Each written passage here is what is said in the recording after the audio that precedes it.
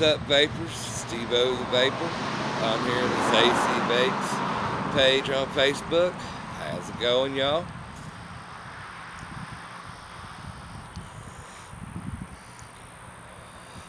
Wanted to give a shout out before we begin. I want to give a shout out to God for the amazing things He's done to heal my wife.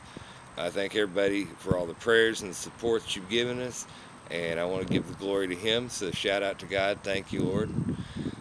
That being said, we're changing things up a little bit with this review. I promised you guys I'd do a review of the iClear 30.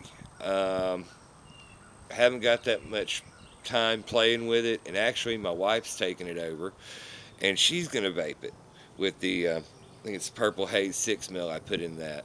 So I thought, hey, I'll let her do the review of it, and I'll see what she thinks of it. That being said, you see I still got the little Vivi Nova.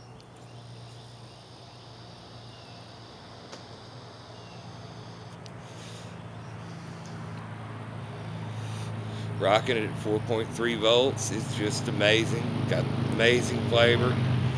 It says, I don't know if you can see this, that I've got about a little under 2.8 mils of juice out of the 3.5. So that's pretty good. It's doing amazing. I like it. It probably has become one of my go-to tanks. This week we're doing a review of something different.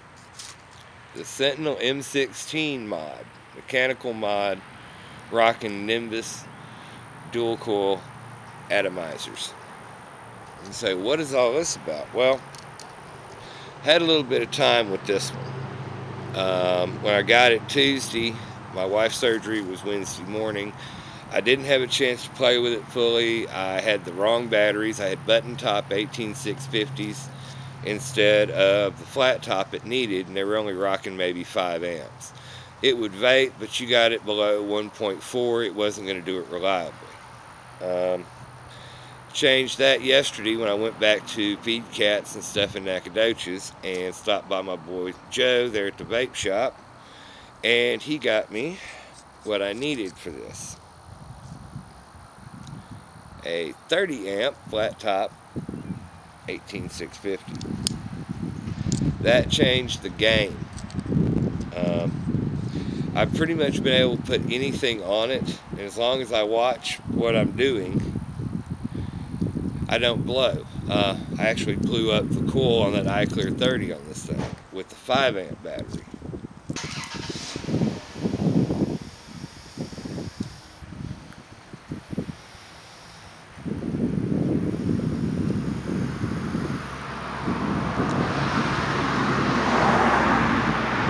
Sorry for the noise.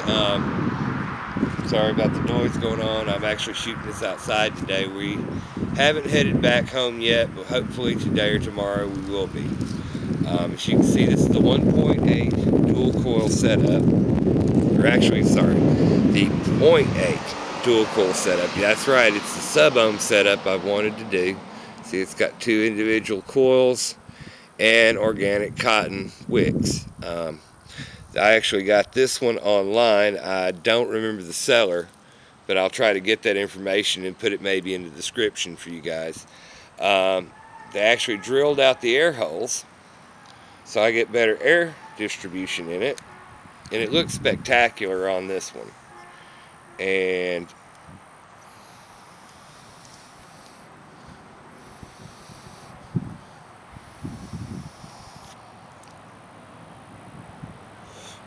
as you see, the proof is in the pudding. I actually started to do this Nimbus at a 0.5. Because I have 30 amps, I could probably get there safely. Everything says I could. When I did the coil design, I kind of messed it up. One of the coils, it popped immediately. The other coil fired for like 10 seconds continuously and didn't pop. So it tells me, with a cold battery, that this thing could do 0.5 if I wanted to, and that puts it in the range of the Kanger sub-tank, which right now, best I've found it for is about 50 bucks, so I'm waiting to see what Joe can get it for.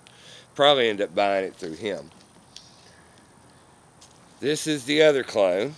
This is the one that I got from Joe at the vape store. It also came drilled out. I put a drip tip off the actually the iClear 30 X1 tank, the original drip tip I put on here, and I built it with a 2-coil design as well. And it's rocking at 1.2. This is the other side of this atomizer that I love, is that I can do it for cloud chasing, or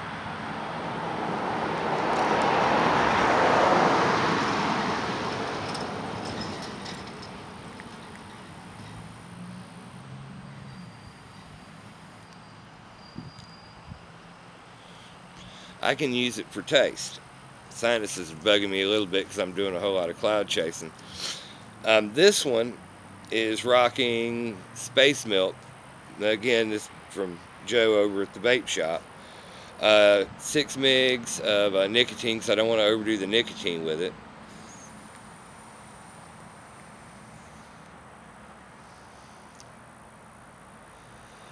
I wasn't amazed with the taste in a tank, and I really didn't put this in a tank to test that, but I knew immediately dripping it on this 1.2 that it'd be great.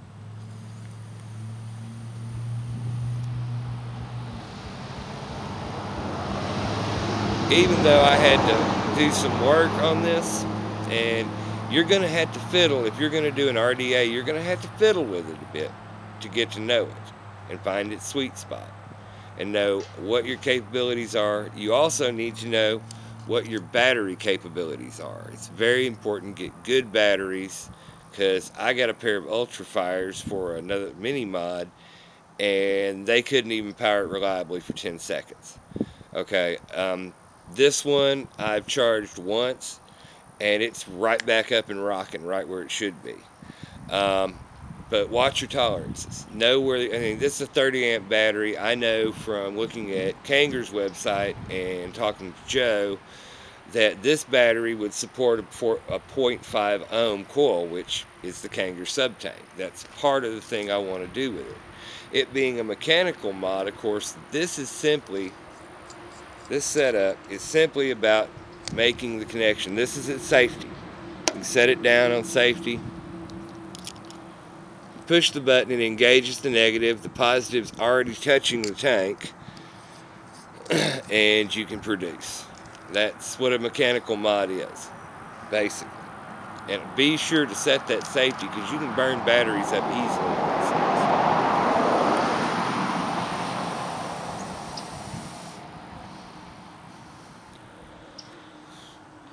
That's the review I got for you today. The Sentinel M16. Hey, I like it. It's a great little budget, unregulated. If you have one that can sub-ohm already, great. Good little learner tank, besides the Kangar sub-tank from what I read, is, the little Nimbus clones. They're real easy. It's the standard dual coil design. Some people can quad coil them. I haven't got that brave yet. Hopefully the next review will be back at the house. We should be home, like I said, today or tomorrow. Until then, keep vaping, and I look forward to seeing everybody at the event at the factory on the 23rd. I believe it's 7 o'clock. We're going to try to hype it up and do a good thing with it. Y'all have fun, and happy vaping.